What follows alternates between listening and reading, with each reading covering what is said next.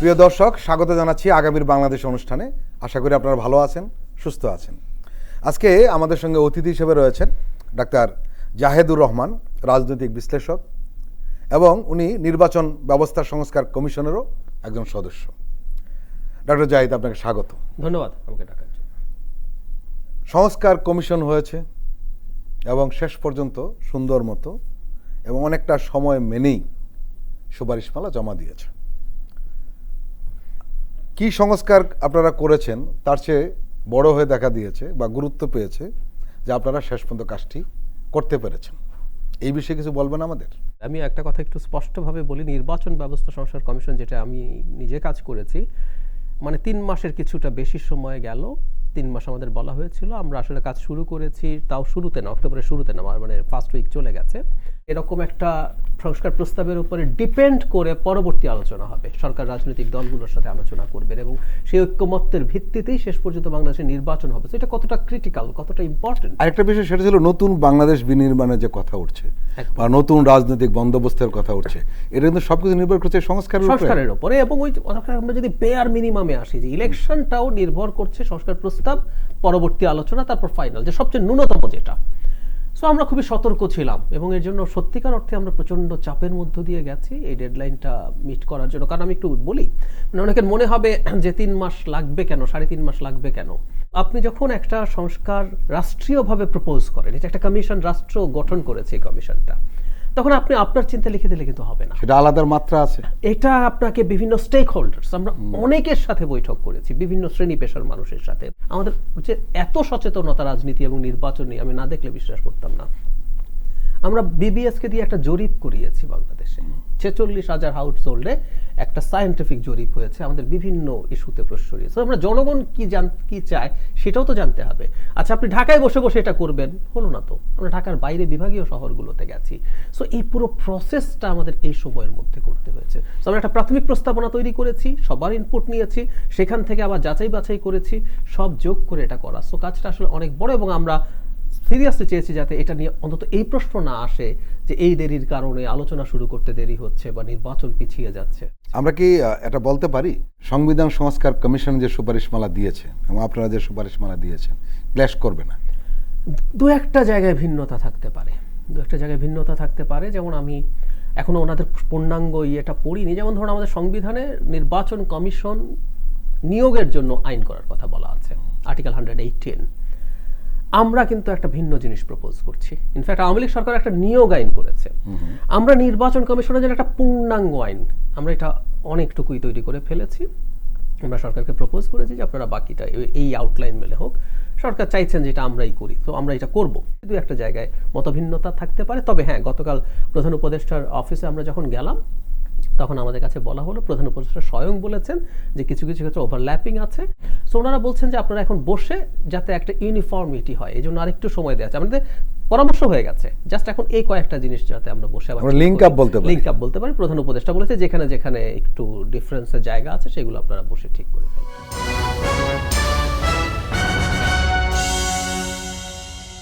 জাতীয় সংসদের একাধিক আসনে প্রার্থী হওয়ার সুযোগ বাদ, কোনো আসনে 40% ভোট না পড়লে ওই আসনে ভোট বাতিল, এবং কোনো আসনে না ভোট বেশি পড়লে সেই আসনে নতুন করে নির্বাচনের আয়োজন করা।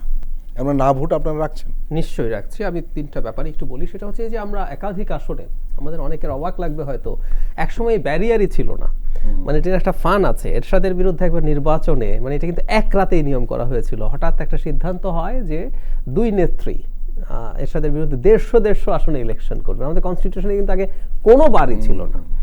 এই তথ্যটা সামহাও ফাঁস হয়ে যায় এবং তখনই নিয়ম করা হয় যে এক ব্যক্তি 5টি বেশি করতে পারবে না, রেস্ট্রিক্ট করা হয়। এক রাতের মধ্যে আরপিও অ্যামেন্ড করে এটা করা হয়েছিল, পরে এটাকে 3 আসন করা হয়েছে। মানে এটা আসলে কি দাঁড়ালো, দিনের শেষে তো আপনি একটাতেই এমপি থাকতে পারছেন, বাকি দুটো আপনি ছেড়ে দেন।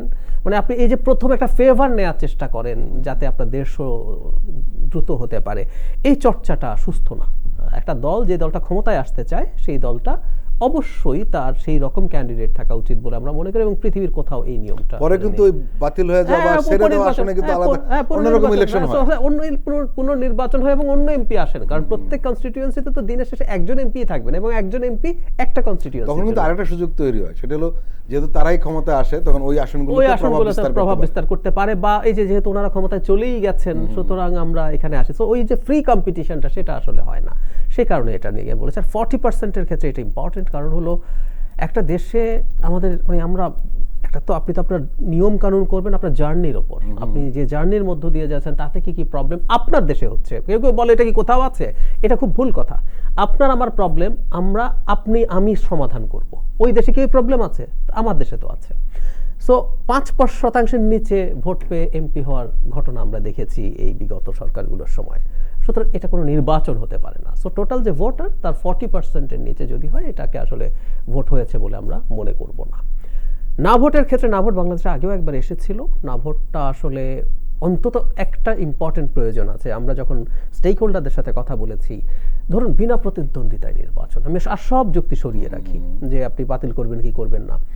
2014 সালে একটা তথাকথিত নির্বাচনের মাধ্যমে একটা সরকার 5 বছর ক্ষমতায় ছিল, যেখানে সরকার গঠিত হয়েছে একটা ভোটও দেওয়ার আগে, এবং সেটা হয়েছে মনোনয়নপত্র প্রত্যাহারের শেষ সেদিন ঘোষিত হয়ে গেছে এবং একটা সরকার গঠিত হয়ে গেছে উইথআউট এ সিঙ্গেল ভোট। আমাদের কনস্টিটিউশনের 65(2)-তে আছে যে প্রত্যক্ষ ভোটে এমপিরা নির্বাচিত হবেন এবং তারা সরকার গঠন করবেন, যে ব্যাপার। এরকম একটা ঘটনা ঘটলো এবং আমরা 5 বছর এমন একটা সরকারের অধীনে ছিলাম যেখানে নাটক হয়েও বা কোনো না কোনো রকম পরিহাস করেও একটা নির্বাচন হয়ই নাই, মানে ভোট নেই। না ভোট থাকলে কিন্তু এটা হতো না। না ভোট থাকলে না ভোটও কিন্তু একটা প্রার্থী, ধরুন আর কোনো প্রার্থী নেই কিন্তু না ভোট তো আছে, সেখানে ইলেকশন হতে হবে সেখানে, তাহলে কিন্তু এই জিনিসটা আমরা তখনই অ্যাভয়েড করতে পারতাম। সো এটা একটা গুরুত্বপূর্ণ জায়গা হচ্ছে এটা। অ্যাট দ্য সেম টাইম আরেকটা ইম্পর্টেন্ট ইম্প্যাক্ট আছে, সেটা হলো দলগুলো তাদের প্রার্থী সিলেকশনের ব্যাপারে সতর্ক থাকবে, কারণ আমরা দিনের শেষে দলকে যেমন ভোট দিই প্রার্থীকেও দেখতে চাই। এই যে নানা অভিযোগের মানুষকে আমরা দেই, দলগুলোর উপর একটা চাপ তৈরি হবে। না ভোট একটু বিস্তারিত বলা দরকার। না ভোট দুরকম, একটা হচ্ছে সিম্বলিক, না ভোট ফার্স্ট হলেও নির্বাচন বাতিল হবে না, যিনি সেকেন্ড তিনি নির্বাচিত হবেন। আমাদের 1-11 সময় এই না ভোট ছিল, ভারতেও এটা, কিন্তু আমরা এখন বলছি না ভোট যদি সর্বোচ্চ হয় ইলেকশন বাতিল হবে। ইন্দোনেশিয়াতে আছে, পোল্যান্ডে আছে।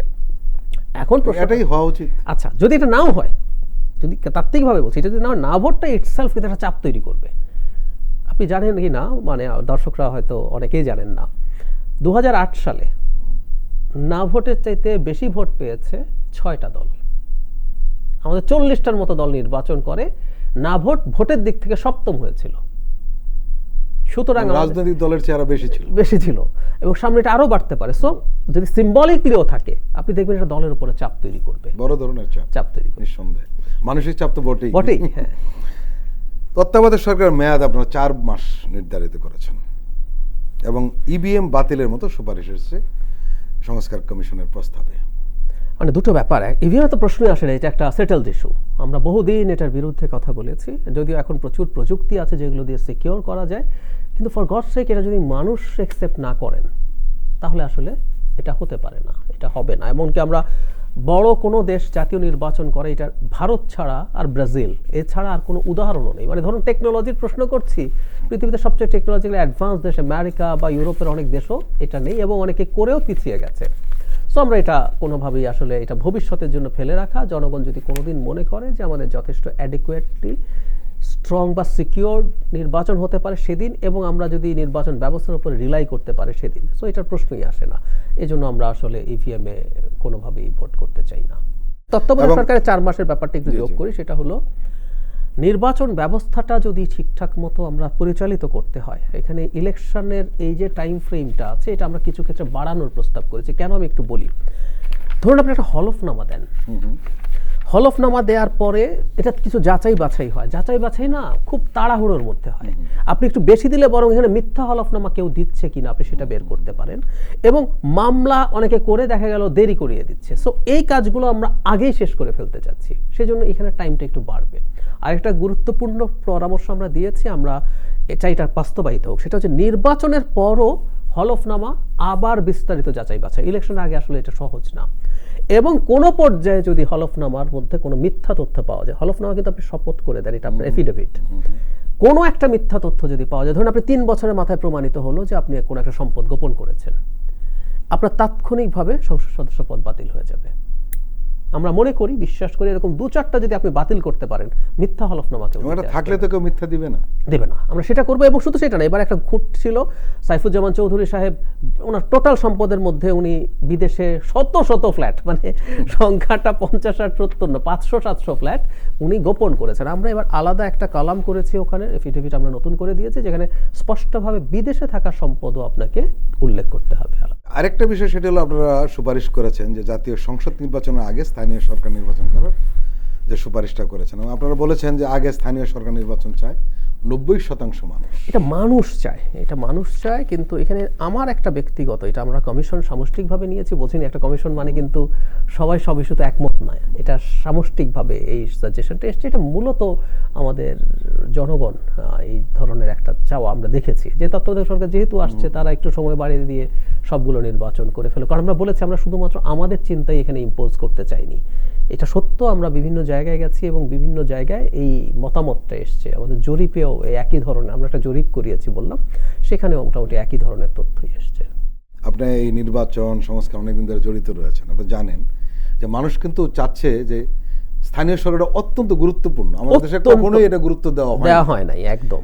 মানুষ চাচ্ছে যদি অন্তর্বর্তীকালীন সরকারের অধীনে এই নির্বাচনটা হয়ে যায়, তাহলে কয়েকটি ভালো দিক হয়তো প্রতিভাত হবে। একটি হলো ভালো মানুষরা নির্বাচিত হবে, সেখানে রাজনৈতিক দলগুলো ওইভাবে প্রভাব থাকবে না। তৃতীয় আরেকটা বিষয় যেটা, সেটা হলো যে আসলে জাতীয় নির্বাচনে একটা টেস্ট, একটা কেস হয়ে যাবে যে আসলে কি কি লেকিং আছে নির্বাচনটা পরিচালনার জন্য। এই কারণে কিন্তু সাধারণ মানুষ চাচ্ছে। কিন্তু এখানে তো একটা বিরোধ দেখা দিয়েছে, আপনি জানেন যে কিছু রাজনৈতিক দল চাচ্ছে যে জাতীয় নির্বাচন আগে হয়ে যাক, আবার কিছু চাচ্ছে যে না, জাতীয় নির্বাচন আগে হোক।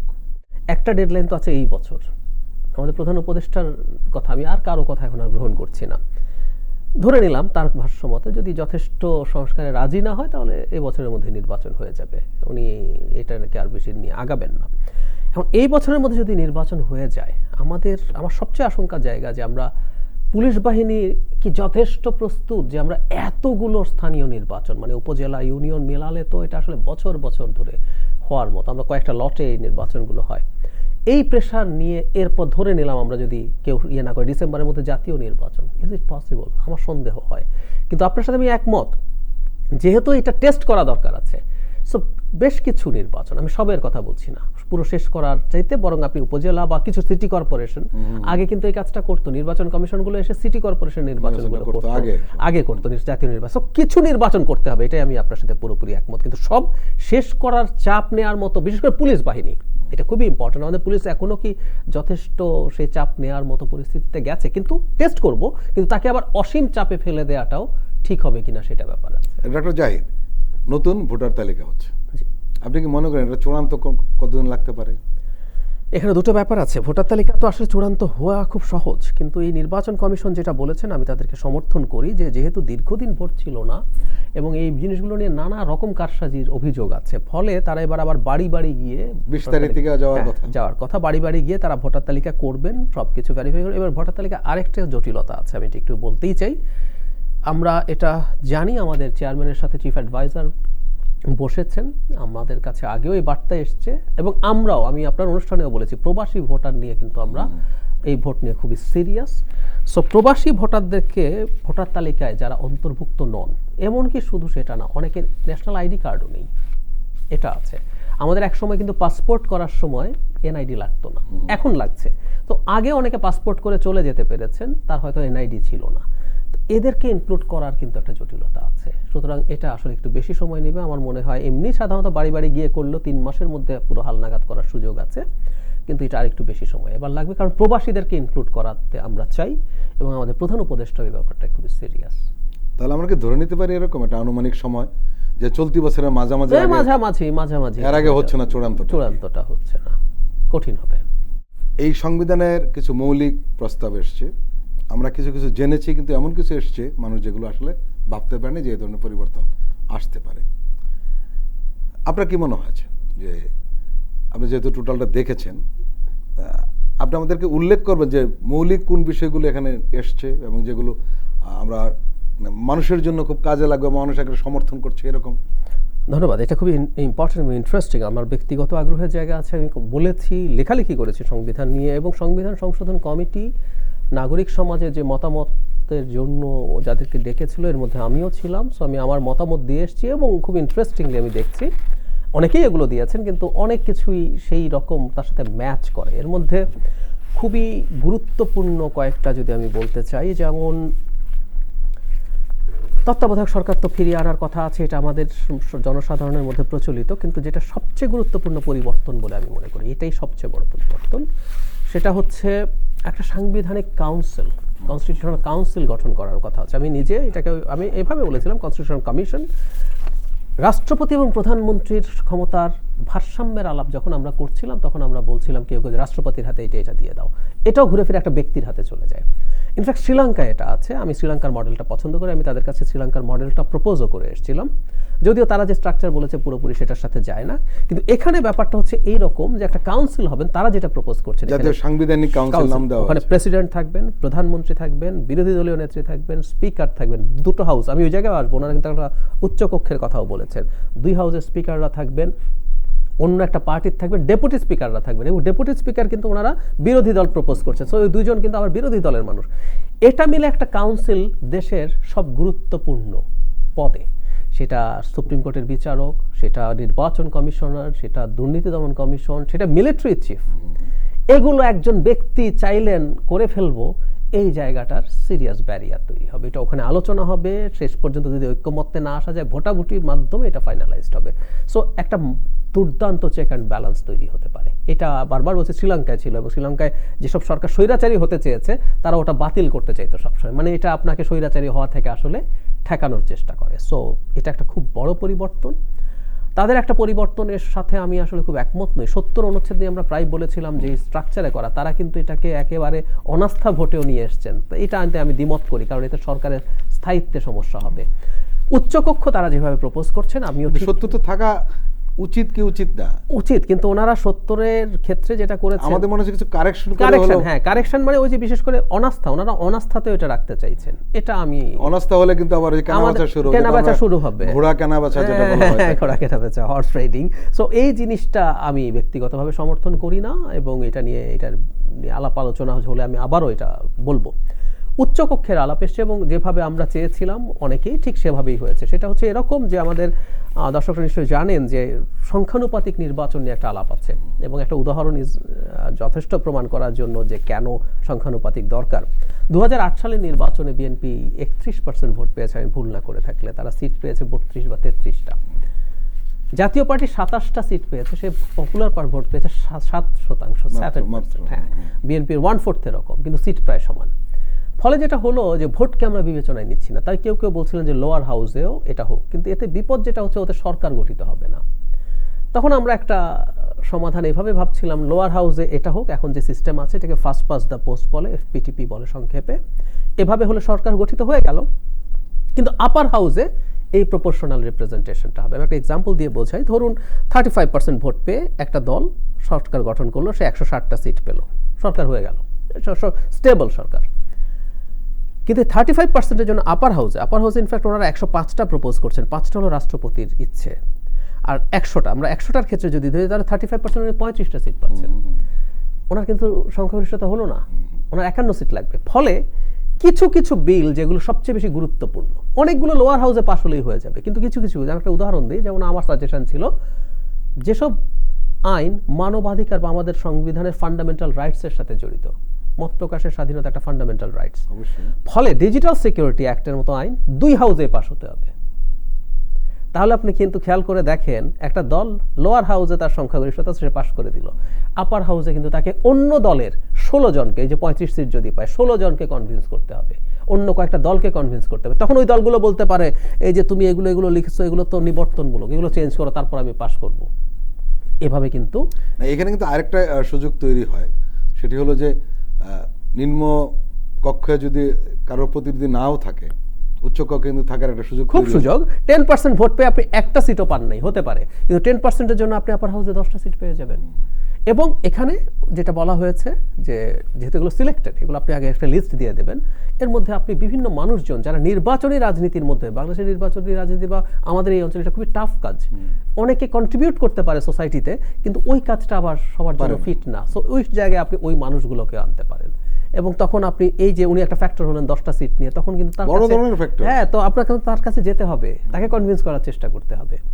এইভাবে সিস্টেমটা খুব ভালো, মানে চেক অ্যান্ড ব্যালেন্স। আমরা প্রায় যে আলাপটা করছি, বাংলাদেশের সরকারগুলো যাতে স্বৈরাচারী হয়ে না ওঠে। ডক্টর জাহিদ, এই প্রস্তাবে কিন্তু একটা জিনিস এসছে পজিটিভলি, সেটি হলো কেউ এটা চেয়েছিলেন নিম্নকক্ষ সহ সব জায়গাতে, সেটা রাখা হয়নি, আবার রাখাও হয়েছে। আবার যারা বিরোধিতা করেছিল যেন এটা করা যাবে না, তাদের জন্য আবার নিম্নকক্ষ রাখা হয়েছে। আমার মনে হয় একটা ব্যালেন্স করা, রাজনৈতিক দলগুলো বোধহয় এটা নিয়ে আর বিতর্কে যাওয়ার সুযোগটা কম থাকবে। আই হোপ যে এটা থাকা উচিত না। মানে সংখ্যানুপাতিকের আরেকটা সিস্টেম আছে, এই সিস্টেমটা আমার মনে হয় প্রটেস্ট করা উচিত। সেটা হচ্ছে আমাদের এখন নারী সদস্যরা কিভাবে হয়, সেটা হচ্ছে সিটের সংখ্যানুপাতিক সিট পায়।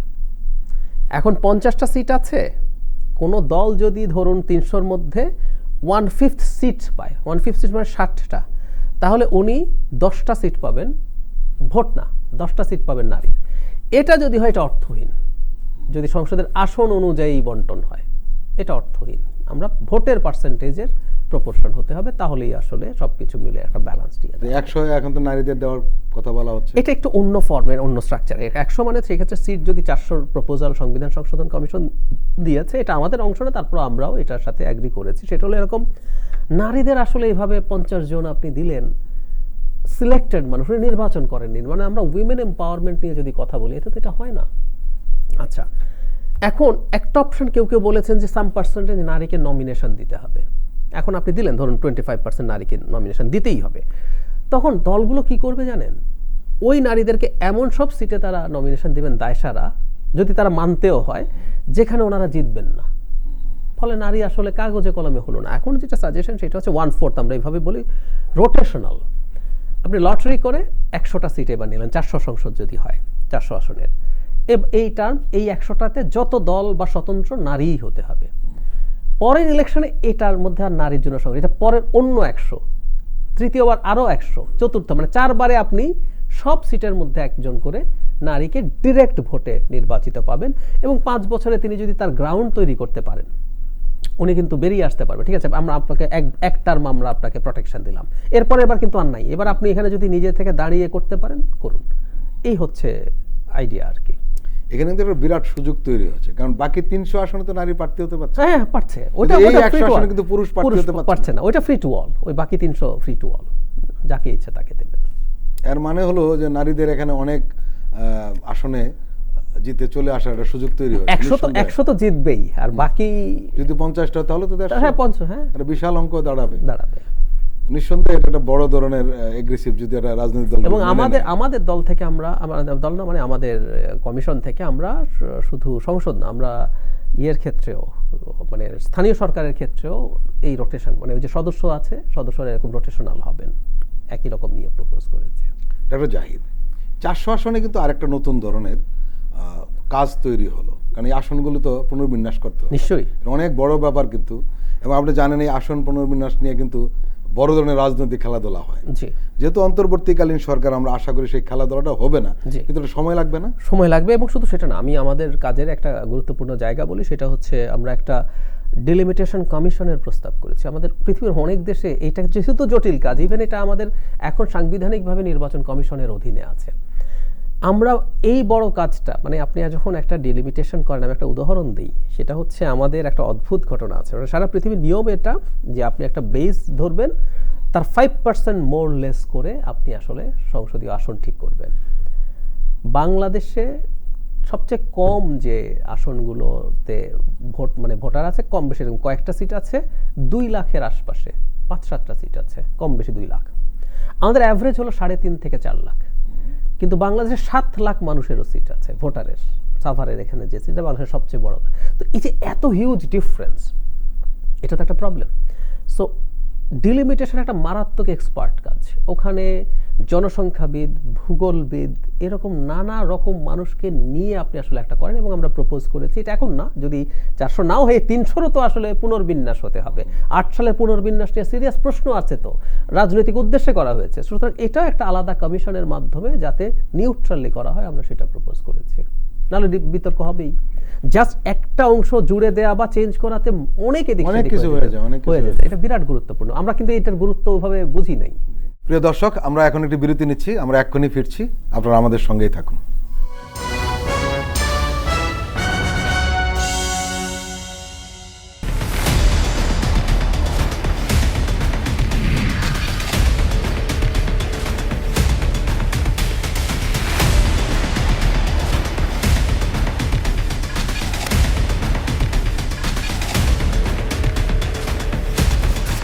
নিপীড়নের গল্প, প্রযোজনা মোহাম্মদ হাসান রিয়াদ ও গোলাম মুর্শেদ। দেখবেন প্রতি শুক্র ও শনিবার সন্ধ্যা 7টায়।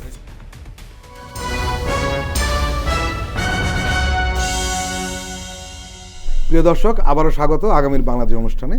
আজকে আমাদের সঙ্গে আলোচনায় রয়েছেন রাজনৈতিক বিশ্লেষক ডক্টর জাহিদুর রহমান। ডক্টর জাহিদ, সংস্কার কমিশনগুলোর সুপারিশ জমা দেওয়ার পরে একটি সংবাদ সম্মেলন করেছেন।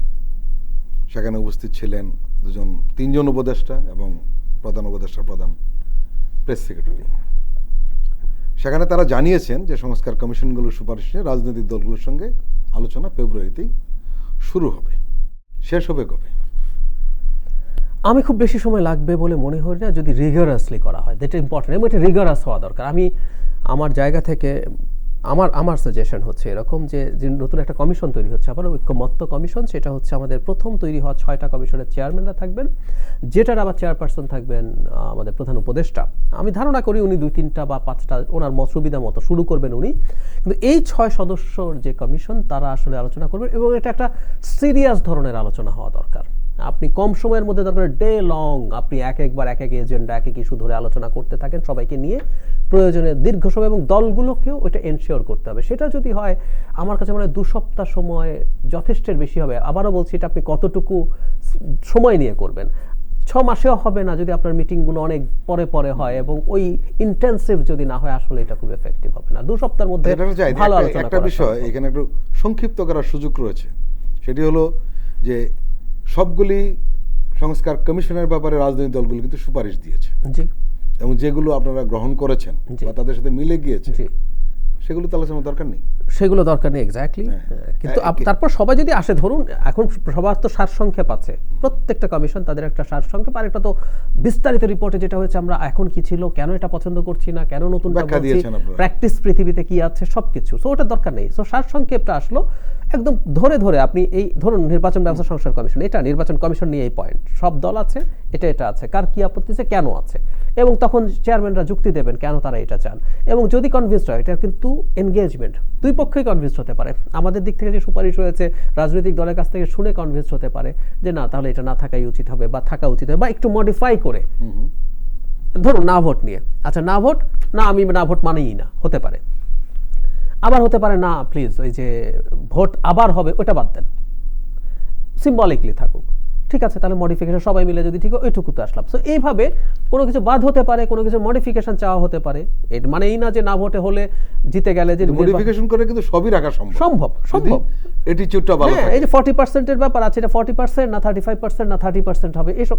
সো এইভাবে রিগোরাসলি যদি আলোচনা করা হয়, পয়েন্ট ধরে এক একটা কমিশনের সব ইস্যু নিয়ে কথা বলতে 1 দিন 2 দিন 3 দিন যদি নেন একটা কমিশন ধরে, তাহলে 6টা কমিশন। আর আমাদের ইলেকশনের সাথে আসলে সর্বোচ্চ 6টা কমিশন আমরা লক্ষ্য করেছি, যেভাবে পয়েন্ট আউট করে আপনারা দিয়েছেন, জি, এটা কিন্তু আলোচনার জন্য একদম সহজ। এতগুলি পয়েন্ট আছে এই বিষয়ে, একদম। আর বাকিগুলো যাওয়ারই প্রয়োজন পড়ে না, একদম দরকার নেই। ইচ্ছার উপর নির্ভর করে, ইচ্ছার উপর। এবং আমি আশা করি যে এইবার আমরা অন্তত এমন একটা সময়ে আছি যে আমাদের এখন সবার সদিচ্ছাটা আছে যে আমরা কিছু আমি অনেক বেশি অপটিমিস্টিক না, কারণ একটা দেশে একটু খেয়াল করেন, আমি একটা কথা প্রায় বলি, আমাদের দেশে একসময় কথা ছিল, আমার ভোট আমি দেব, যাকে খুশি তাকে দেব। এই স্লোগানটা পরে পাল্টে গেল, আমার ভোট আমি দেব, দেখে শুনে বুঝে দেব। শেখ হাসিনা গত 15 বছরে বাংলাদেশকে আবার আদিম জায়গায় নিয়ে গেছে। আমার ভোট আমি দেব, যাকে খুশি, মানে আমরা এখন যাকে খুশি তাকে ভোট দিতে পারলেই বাঁচি। আমরা ওই জায়গায় চলে গেছি। ফলে সংস্কারের ক্ষেত্রে আমরা যে সব এখনই হয়ে যাবে, সবাই মেনে নেবে, দরকার নেই।